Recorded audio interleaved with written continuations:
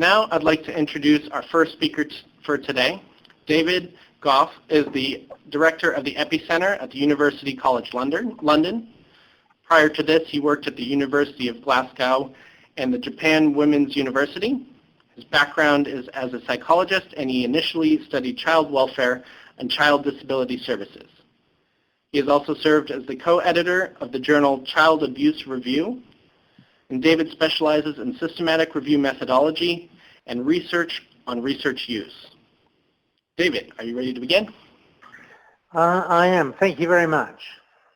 Thank you, David. Go ahead. Hi.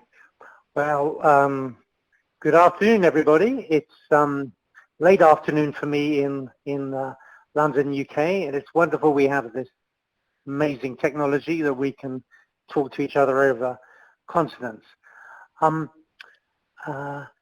As you know, I work at the EPPI-Centre, and we have two main areas of work-related areas of work. The first is developing methods for research synthesis, and more recently we've become interested in studying how research is used.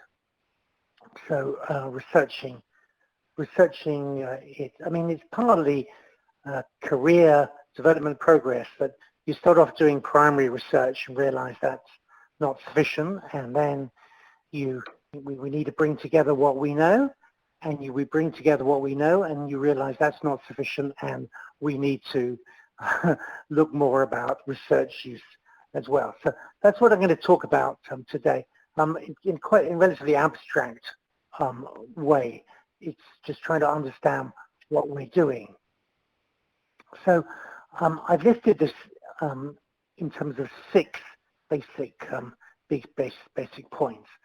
So the first one is what ways might research help decision making? So we're thinking that research is a particular type of information that could be useful to decision making. There's lots of other types of information that might be useful, but research is one type. And the reason I put this in a smaller font and in black is I'm not going to talk much about that. I'm going to talk more about numbers 2 to 4 in this list. So if we take on board that research might be useful, then we need to be clear about what we know from research, so clarifying what we know. So I'll say a little bit about synthesis of research evidence from systematic reviews. And then if we say we've brought together a body of knowledge, how do we need to be concerned about the quality and relevance? You know, do we trust it in a sense? What is the evidence claims? What are the evidence claims that we are making? And then from that, it comes to the point of, okay, we brought together a body of knowledge. We are confident that it's reliable and relevant. And then how do we try and make it useful? So that's number 4. And then I'm arguing all the way through, really, that we need to study these things. We need research on research use, action, and outcomes. And part of that next stage is studying how decision-making is informed or not by research evidence. So that's kind of quick overview, and it will be 2, 3, and 4 that I focus on. So number 2. But before that, I've got this graph which tries to summarize, this figure that tries to kind of summarize the territory. So very simply, it's kind of 4 basic areas, really. And one of the previous speakers talked about knowledge translation as a system, and I would very much agree with that there are all these different things going on. But 4 big areas, first of all, is that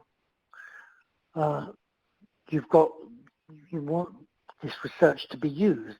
Research is being produced in some ways. And the ways which research is produced, how people choose what research is done, is a very complicated issue in its own right, to do with lots of factors, including money and people's perspectives and priorities and funding agencies.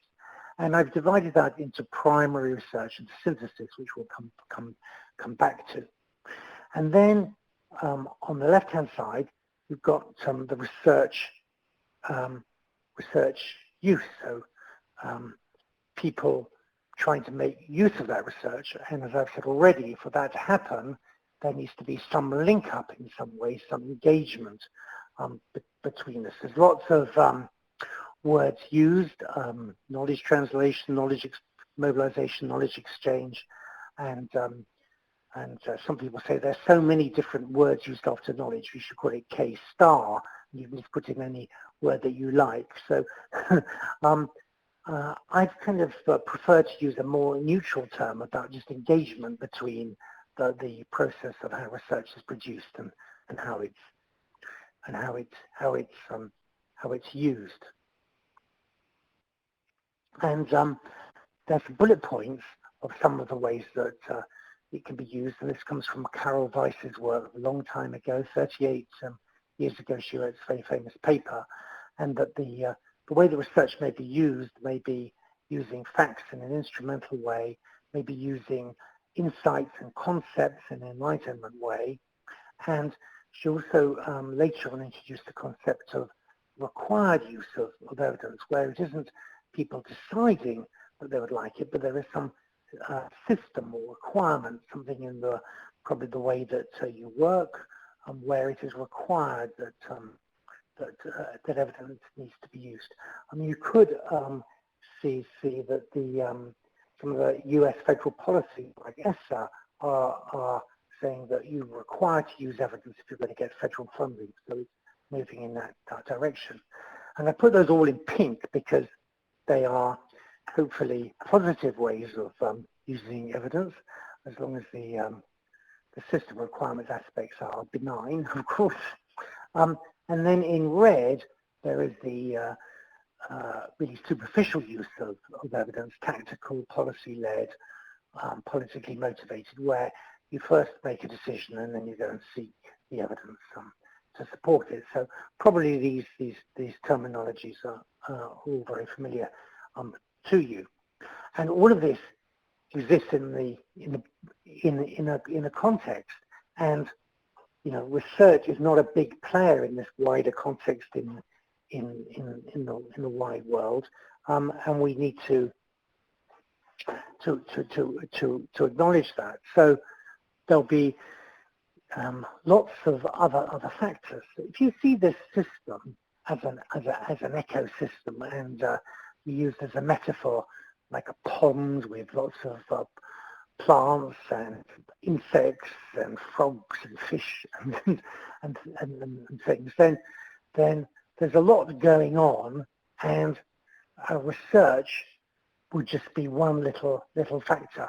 Now, some of the big players within this pond may not be concerned at all about research evidence or its use. So research might be hiding underneath a lily leaf or something, not to be eaten up by these big creatures who are not interested in it. So the broader context is important in its breadth, but it's also important in more immediate effect in the extent that it does engage with research. So I've got those little two-way arrows going along above research use, engagement, research production, to show the way that they may interact, and particularly people's ways of understanding the world would be different, and we'll come to that in a minute. In terms of people's perspectives, their values and priorities will be affecting research use, research engagement, and research production.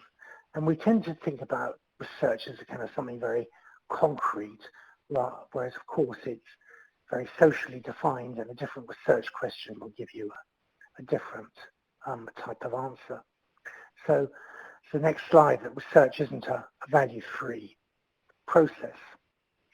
And there's lots of examples of that in my country, in in reproductive care, maternity services.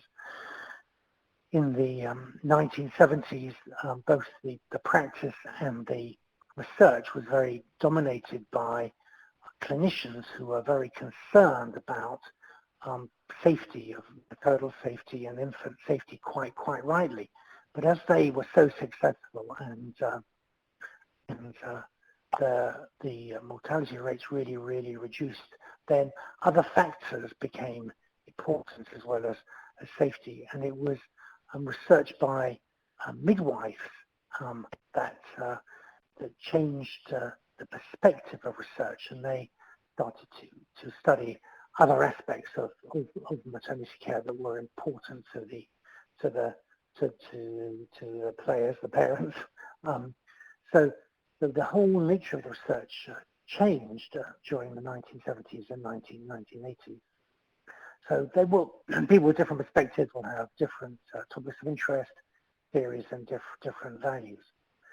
More immediate example in the UK is priority setting in health research, and our health service has developed agencies to help with that, and James Lind Alliance, which was started by Ian Chalmers, who also started the Cochrane collaboration for systematic reviews, puts a lot of energy in ensuring that the things that we study are relevant to the different stakeholders who are concerned in the decision making. If research is decision making, then we need research which is relevant to the decision makers.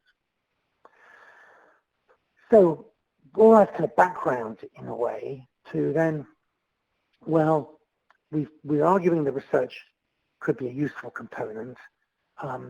What are the kind of steps we're thinking that we have to go through?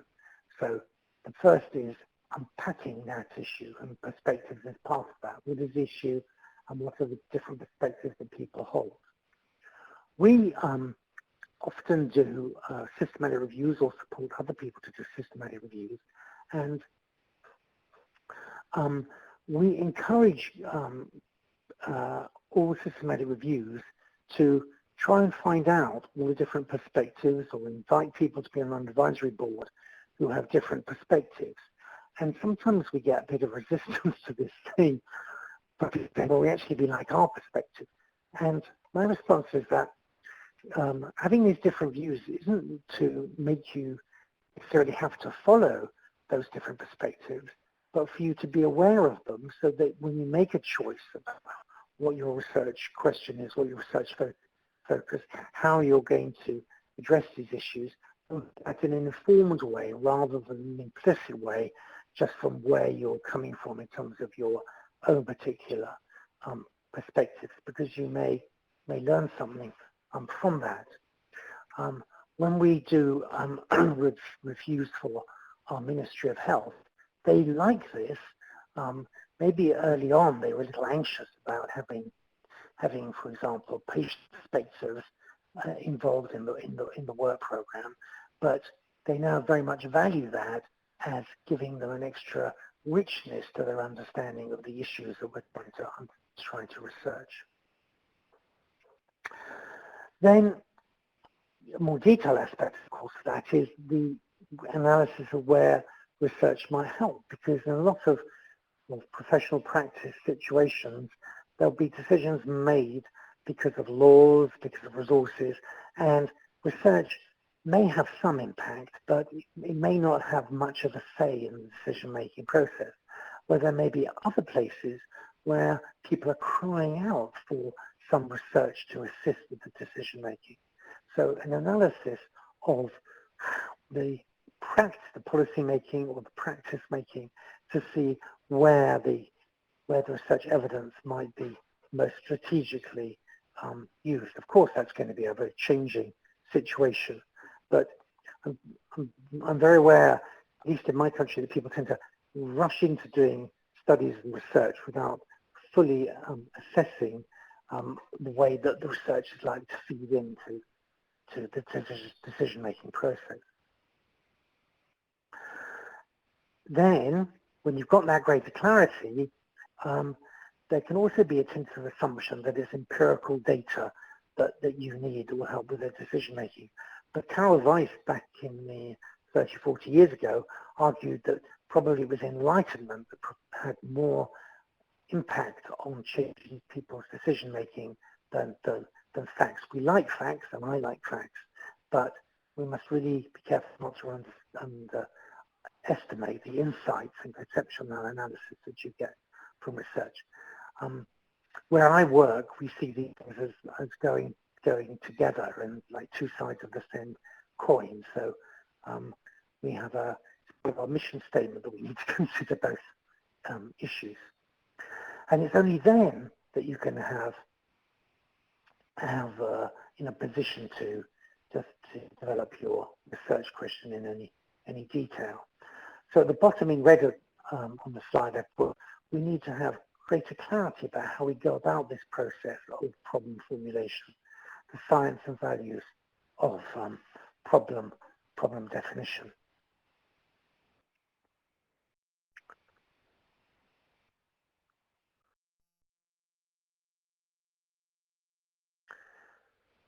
So we know what we want to know.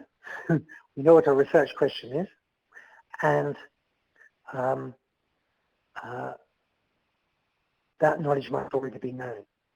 So again, people love to rush in and doing primary research, but maybe we should respect our fellow human beings and look to see what they've already done before we go and expend energy on doing more primary research. So I have this little mantra of what do we want to know, what do we know already from existing research, and how do we know it, and what more do we want to know, and how could we know it. So the bits in blue about how do we know it and how could we know it are really, really important, because my experience of research is that a lot of it isn't necessarily well thought out or the best design used, and we don't learn enough from previous mistakes. So knowing what we know will save us redoing things. Knowing how we know it, and the experience of trying to find out the existing research knowledge should help us planning the new research. So I'm just going to go through a bit of the logic of systematic reviews, and again, many of you know about this already. But when people think research might be useful, sometimes they'll tell you about a study that they happen to know. I know a study, and as a systematic reviewer, that's going to make me anxious because it may provide insights, but it may be fallible. It may have pathological problems. It may not be representing everything that's known. That could be because of the sample that was used in research. You know, quite often you see research studies that said this is about ... and social work ... but it's on one group of people in one particular town in one particular country. So the generalizability may not be that great. And even if those things are under control, you also need to make sure that the focus of the study is in proper alignment with the decision-making issue that you want to make. So anxieties about individual studies. And part of the representativeness, of course, is that unless you've got a very large study of a very large sample of total population, you may miss things that other studies may have found. So strategy number 2 is using an expert. It's a nice shortcut because an expert, particularly research expert, should know about things.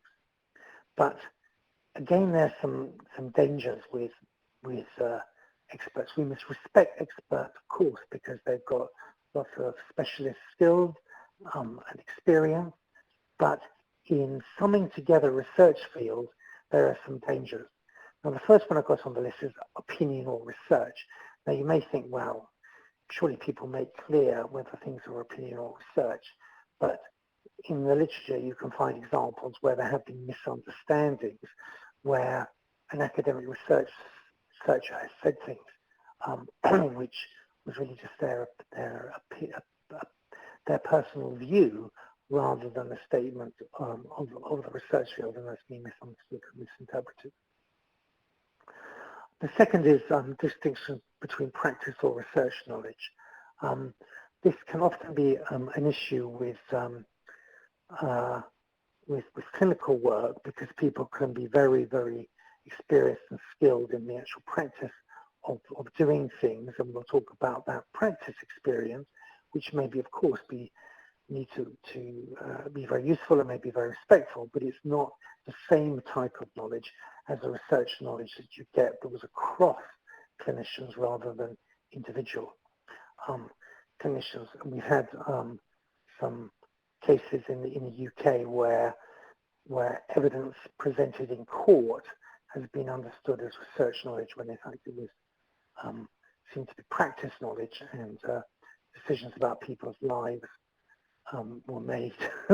People were sent to jail on the basis of a misunderstanding about the nature of expertise. The next one about theoretical and ideological is just going back to the perspective issues that research is not value free. It's going to have underlying implicit assumptions which are not always made clear. And I think we do need to make it clear. I've got in brackets this quote, single topic pressure groups. And this was a quote from a UK politician who was dismissing academic advice because this particular politician said that all that he felt he was hearing was the perspective rather than the research findings. So as a researcher, I was very depressed by this statement, because I feel that research can, of course, have something to offer, something of value which is different from advice, but the clarity of distinguishing the perspective for how the perspective engaged with was the framework within which the research was being presented isn't always made sufficiently clear. Then there's this issue about boundaries and depth of knowledge, which is that, I'm in my research field, there are some things that I know to quite a reasonable detail, but as it goes away from my central area of interest, that knowledge slowly becomes a little shallower. So if I'm asked about my knowledge of the research in my area, it will make a difference if it's right in the center of my knowledge base, or if it's a little bit on the periphery or far out on the periphery. If you're a professional practitioner, you of course wouldn't want to give expert advice which is on the periphery, but still it's a little unclear about what is the center and what is a little bit off center.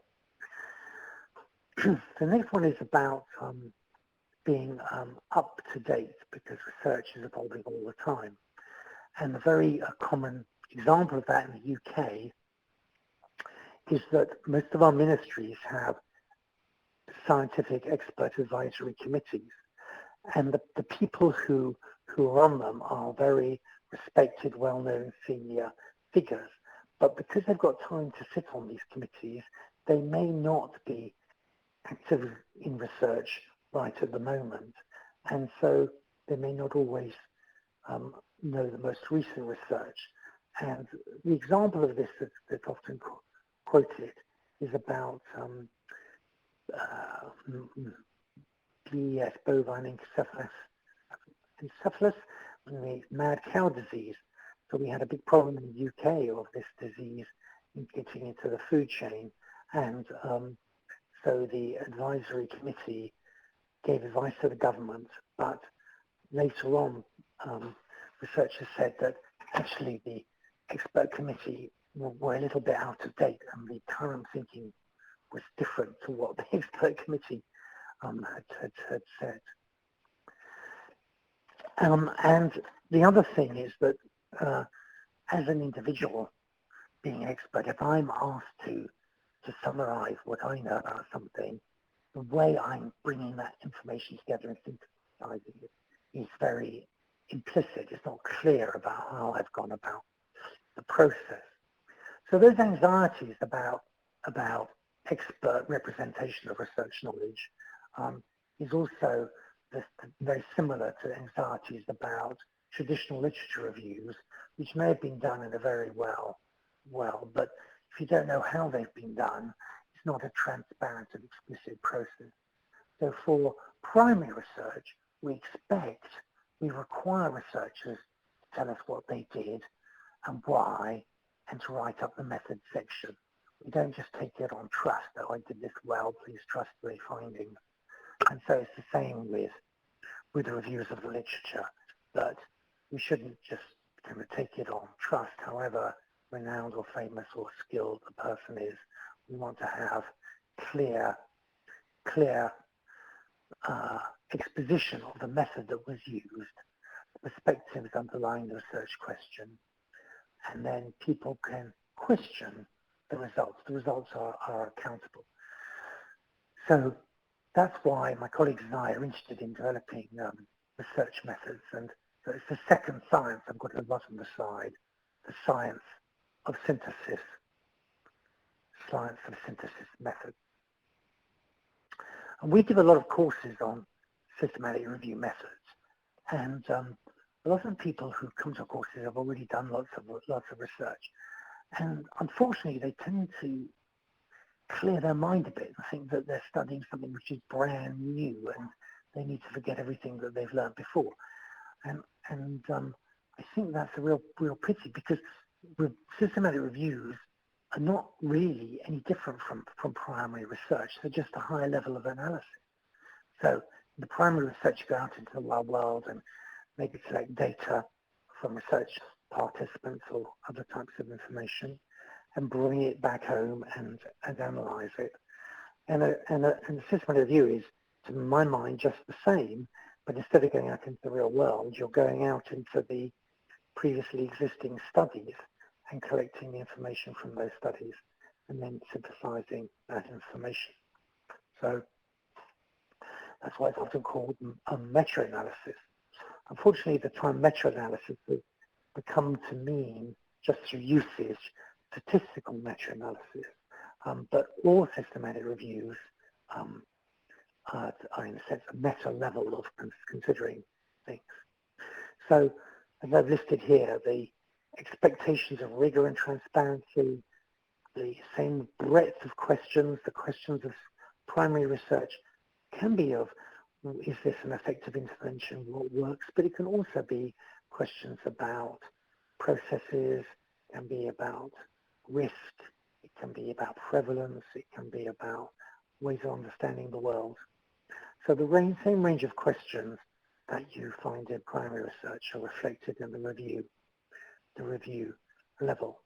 And just as in primary research, we increasingly have mixed methods, we also increasingly have mixed methods in reviews of the literature. So a few years ago, somebody came up to me and asked me what I did, and I started talking about systematic reviews. And he said, oh, I don't like systematic reviews. No. I was very shocked. I said, how can that be? How can you not like systematic reviews? And he said, because I don't like randomized controlled trials. And I said, well, I have no problem with randomized controlled trials, but that's not a reason for not liking systematic reviews, because systematic reviews, as I've explained, is just a higher level of analysis. So you can systematic review anything. What you will review systematically will depend on what your research questions are, and what would be relevant data, that is previously existing studies, for answering that. So if you're a qualitative researcher and you don't like experimental work, then that's not a problem. Not a problem.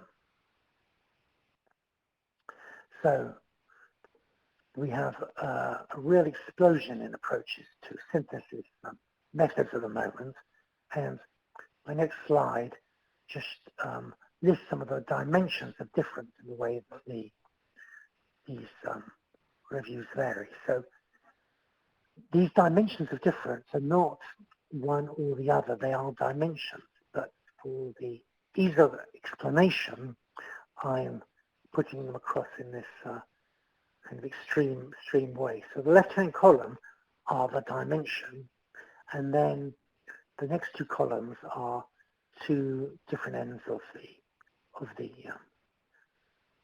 dimensions for each.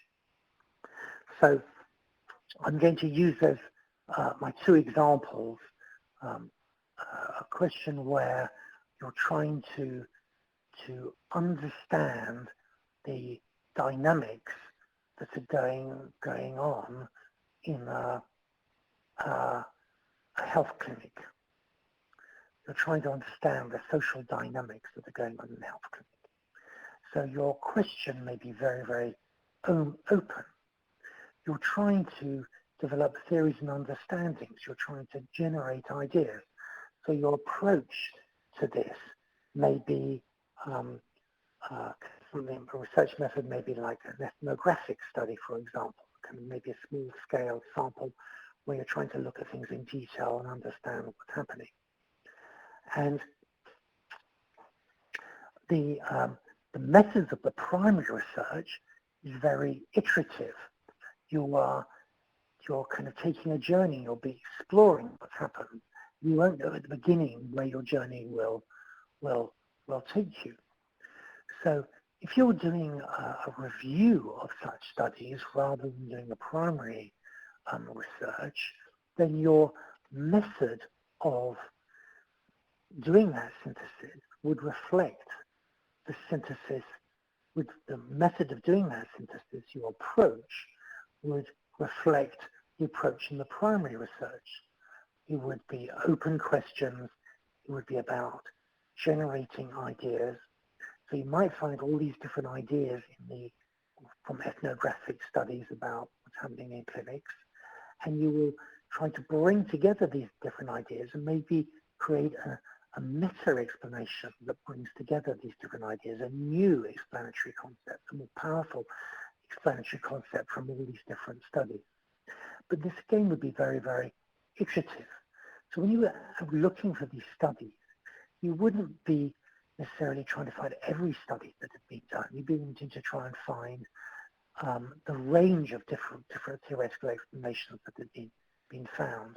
When you quality assess those studies, you would be trying to look at what did they bring to your understanding, what did they add to maybe a new meta-theoretical explanation. So the concepts are emergent and will help give you enlightenment, new concepts, Weiss's term of enlightenment. So both the primary research, primary ethnographic studies, and a review of such studies are very similar in their paradigm and in their approach. And the way that you try to synthesize, we call configuring, because you're trying to configure, you're trying to arrange ideas and see how things fit together. Whereas a very different example would be if you were trying to do an impact question. What is the effect of introducing this new way of providing this therapeutic service? Then you've got an idea about what you want to do and you're trying to test it. So your question in a way is closed. There is theory there, but its theory is, you're not developing the theory.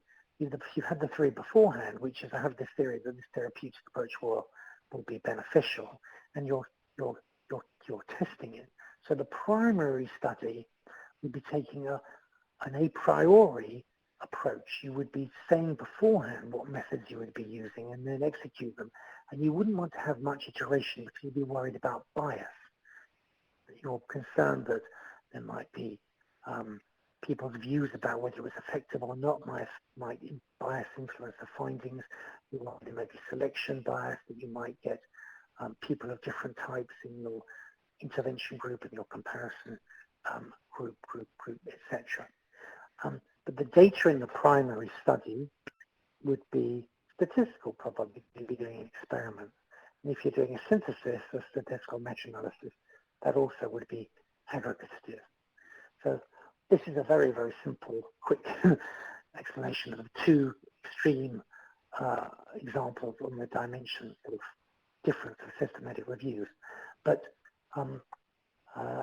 again, just the primary research says there's mixed methods. So we do reviews which have both an a priori aggregative testing sub-question, which does a statistical meta-analysis, and then maybe a more value-based, like asking about research on people's views about a service and understanding about a service, and that would be more of a iterative review of qualitative studies. We don't like using the word quantitative and qualitative very much because they're a bit confusing. They seem simple, but if you look at qualitative research, sometimes they do add a few things up. Sometimes they do a little bit of aggregation. And in statistical meta-analysis or primary research studies, which are mostly aggregating, there's often post hoc kind of explorations of the findings, which is post hoc and exploratory, and is quite configuring. So we feel like configuring and aggregating are better words for explaining the nature of the difference between two ways that you can analyze data, either at the primary level or synthesize. So we find them clearer conceptual things. So we've got a synthesis, and we've done a synthesis, and we've done a review. Oh, just on the mixed methods as well, it's not just that you might have two parallel sub-questions. You might have a first review followed by a second review. So you might have a first review which is unpacking a theoretical area and understanding issues, and maybe unpacking a theory of change and looking at all the nodes or the chains in the causal chain analysis. And then you could do empirical syntheses on those, a priori synthesis on each little bit of the chain. So either side-by-side parallel reviews or sequential reviews, different approaches to mixed methods reviews. So moving on. So we've unpacked the perspectives, we've unpacked the questions that we want to ask to help us make a decision. We've then gone to try and find the evidence through a systematic review, or someone else has provided the systematic review for us. But we then need to ask, can we trust this information? Is it fit for our purposes? Can we make justifiable evidence claims that relate to our decision? Now, I've divided this up into three different components to this process.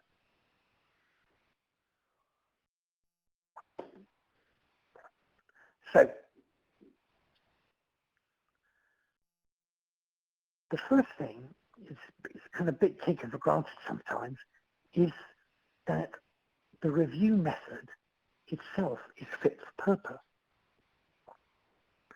So,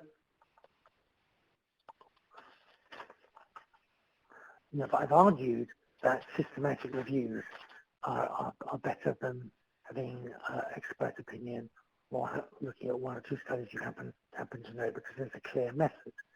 But just because there's a clear method doesn't necessarily mean that it's fit for purpose for your needs. And then, even if the method is okay, we then need to look at the included studies that we use within that method, and then we need to look at the totality of evidence that's been produced by this process. So I'm going to go through these three in turn.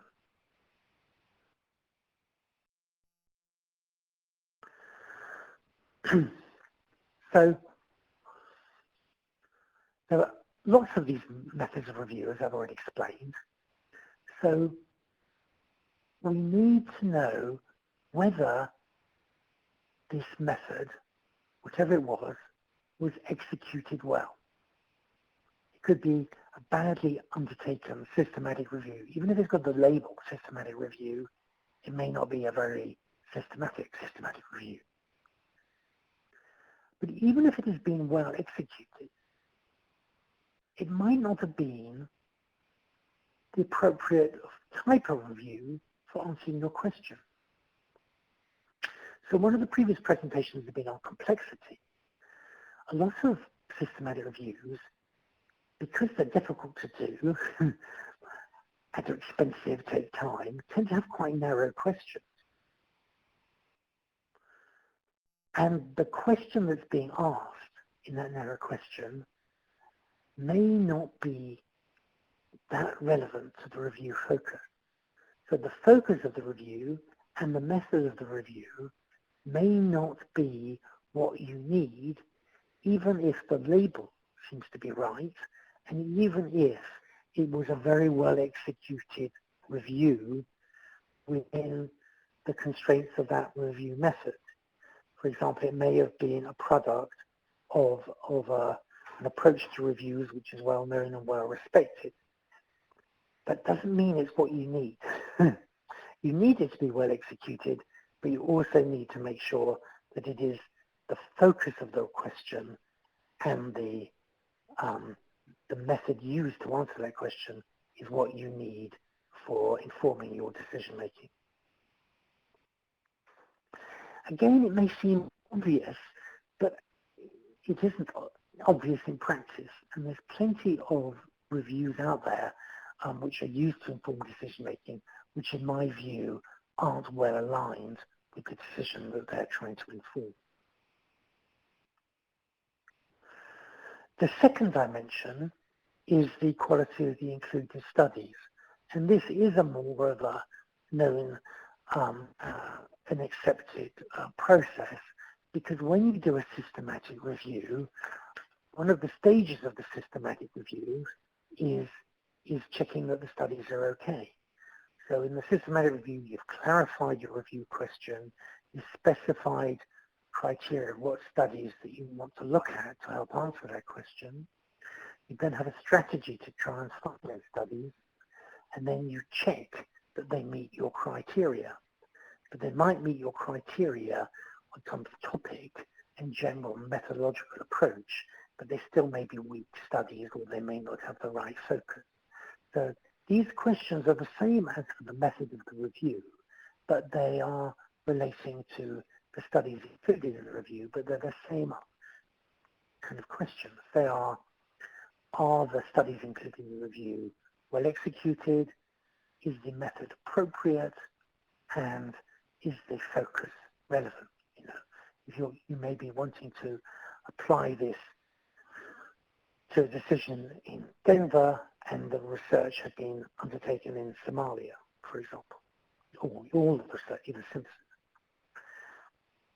And when you look at there are many published tools for assessing, appraising studies, and people use these tools in reviews, but they tend to assume that you know what is the best method. So there may be tools for assessing bias in experimental studies, or they may be questions relating to how quality research, whether it is reflecting the thing that it was trying to study. So the questions asked in these quality appraisal tools vary on the methodology, but they tend to assume that methodology. But the best evidence synthesis approach would say, well, you may have a badly executed randomized controlled trial. You might argue that that is weaker than a very well executed quasi-experimental study. Now, what's the trade-off between the design and how well that design has been executed. Then the third and final component is the evidence produced by the review. And those of you who, many of you probably know about GRADE and GRADE Circle, have been very influential on this because they, the GRADE tools for appraising evidence appraises dimension 2 and dimension 3. It doesn't appraise dimension 1 on method. It assumes the method is appropriate, or use other tools to assess the method of review.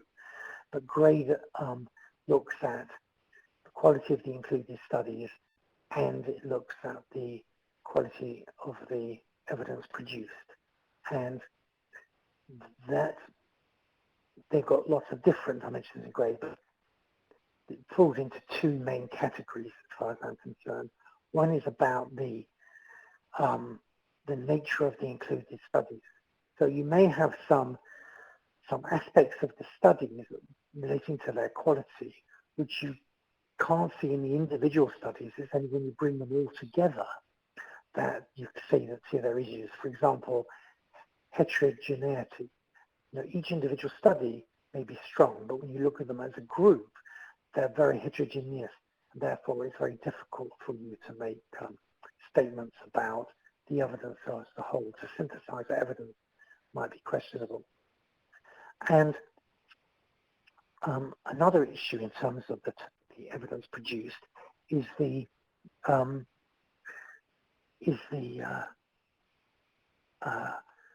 what the findings will tell you, what evidence there is, because it may be that there isn't much evidence. Now, it may be that there weren't many studies undertaken on this issue, and therefore there are not many studies. It may be that there were studies undertaken, but the search strategy hasn't been able to find them. That may be because the search wasn't strong enough, or there may be publication bias that they didn't get fully reported. So there's lots of reasons why there may be evidence. It's not really the fault of the systematic review. The systematic review is just telling you what we know, what we don't know. But it's quite important to know what is out there in the real world, which has or hasn't been studied, because what has been studied is likely to be just a subcomponent of that wider reality. And if you're trying to inform decision making, that wider reality, we need to know. If it hasn't been studied, then maybe we need to study it quickly. So just as the synthesis of evidence isn't a straightforward process, then also the justifiable evidence claims isn't a simple process. And this then brings me on to the engagement issue. You've got the question, you've done the synthesis, you've got some findings from the synthesis, and you've checked that the evidence claim is justifiable, it's fit for purpose, relevant research. Then there is the issue about, well, is this research going to be picked up? Now, if this research has been driven by a very immediate policy or practice question, and the synthesis has been commissioned in that way, then this shouldn't be a problem. But that's quite rare for a lot of practical reasons, including time. So often people are going, are trying to find out about evidence or making decisions knowing or not knowing about evidence. So what is the link up? How can we create better link ups between research and research use? Going back to my picture of what I call the ecosystem, or the swamp of research and its use and engagement. So last year, my colleagues and I did a systematic review of reviews of evaluations of interventions to try and enable evidence use. And this slide you've got now is our framework for analysing that. So the left-hand box is that the trying to get evidence use could be done at an individual level or an organisational level, or can be done national level. I like national levels. And then M1 to M6, the middle one, these are some of the different mechanisms that you might want to use to try and increase research uptake, awareness, agreement about what research evidence is, access to research evidence, interaction between researchers and decision makers, research users' skills about research, and structures. These are structures, processes that enable, a bit like the forced approach that required approach that Carl Weiss talked about. And then we've got on the right hand, we've got three aspects of behavioral components: the capability to change, the motivation to change, and the opportunity to change. And the reason we wanted to look at this is because a lot of people assume that these mechanisms are all going to be effective and everything. So this next slide is from some colleagues in Holland who are trying to develop a better interaction in educational research between the ministry, universities, and schools. And this diagram, this image, was trying to show how they may, how we can try and get that interaction going together. So that's very worthwhile and very important.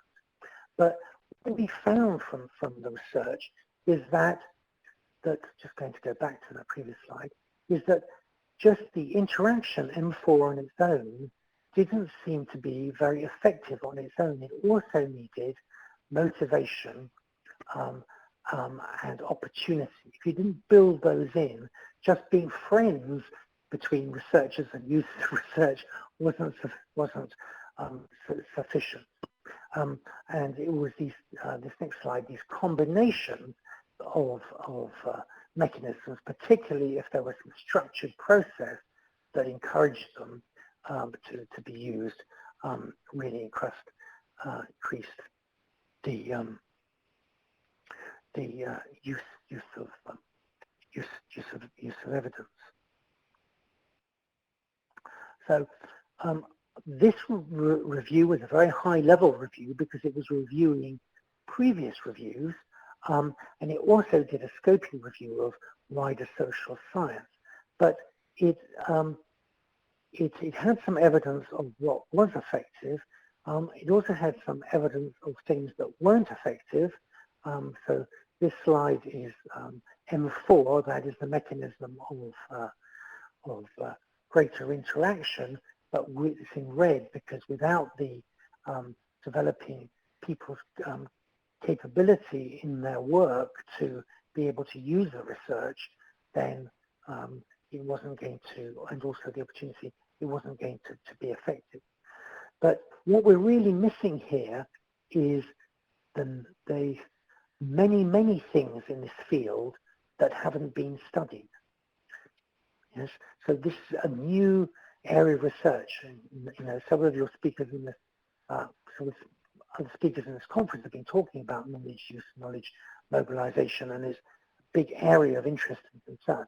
But even though Carl Weiss was talking about this 40 years ago, our level of research on it is still quite at the early stages. It's going, in 10 years' time, I'm sure it's going to be totally developed.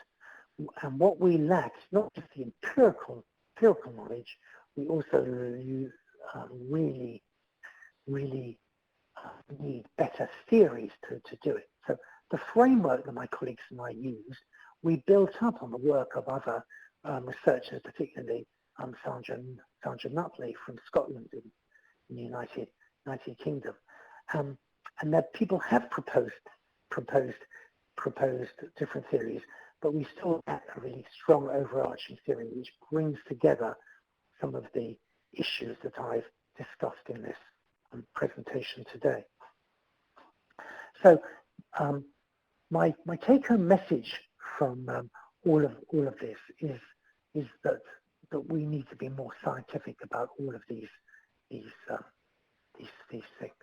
So I've talked about the science of question definition and the sciences of systematic reviews and the sciences of evidence claims and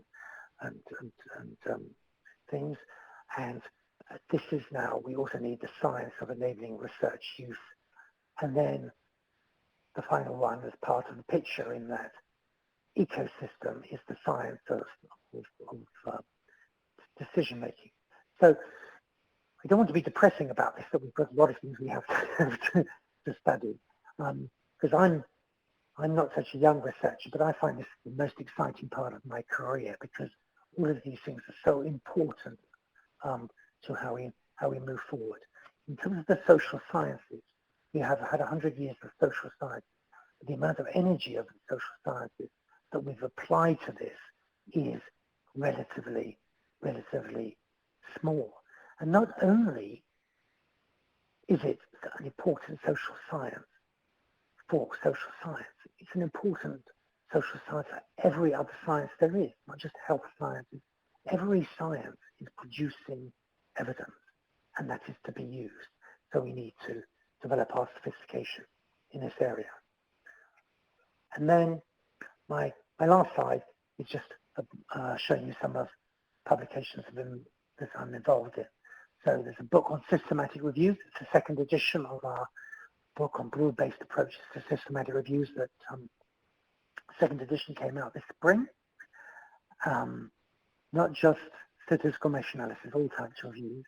And then the middle publication is the report on the science of using science, which was this review of reviews on engagement. And then just a little advert for this journal that both myself and Melanie Burwick, who's going to be speaking to you soon, are involved in, which is one of the few places that publishes papers across different disciplines on this important issue of evidence and policy. So I'm going to finish there. Thank you for listening to this speech. It'd be better to be a bit more interactive, but hopefully we can have a discussion in a couple of hours with my co-speakers. So thank you very much for your attention. Bye-bye for now. Thank you very much, David. That was great, and we definitely appreciate the metaphor as KT as a pond. I thought that was a good way to put it. We did have one question in the chat that has been ongoing, so if you'd like to look at that, you're more than welcome to. But we are out of questions right now. Out of time right now for questions, so we will come back during the discussion session if anyone has any follow-up questions for David.